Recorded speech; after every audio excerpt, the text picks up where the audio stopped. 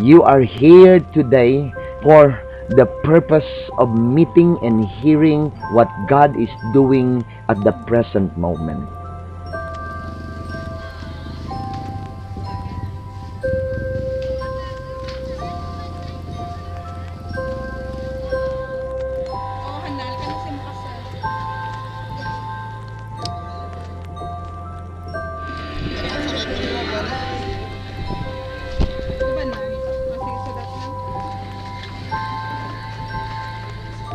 Sa Sininga Camp, nagkuha kami sang 10 ka-tribes.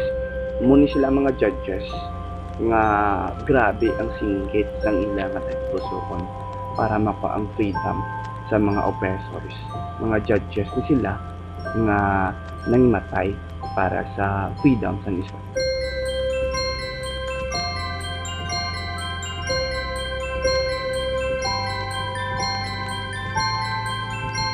Kabataan nga excited sa camp ang thirst nila sa pag-serve the Lord. Worship, they are eager to learn more about God.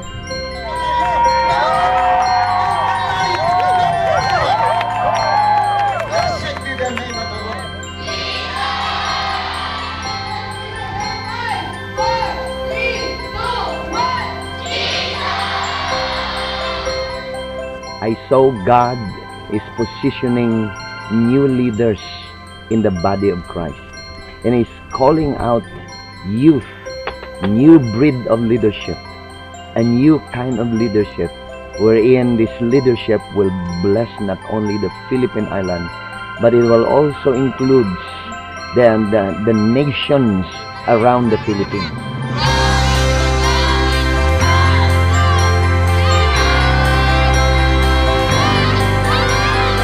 Pero para sa ako, nakita ko ang kabuhi sa mga matanan sa pila kabahin sa kabuhi nga na ministrya na kundiri sa camping. Nga ang battle cry nga ginahambal sa kumatanan subong. Ini gina-address sa ila kabulingon. Battle cry nga ginasinggit nila nga may ara sa unagid nga mahilway sila sa kung ano nga nagagapo sa ila.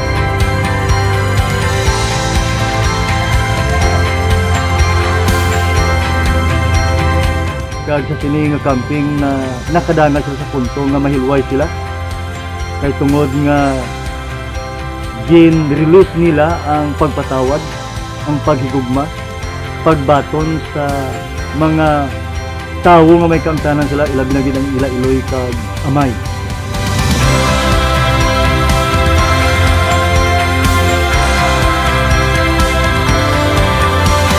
Kag naangko nila ang paghidait kahilwayan sa anumang igapo sila nga mo matutuod nga ginasinggit nila sa buong sila kuliwan their battle cry ang kahilwayan gali sa kung anong nagpabugat sa ila.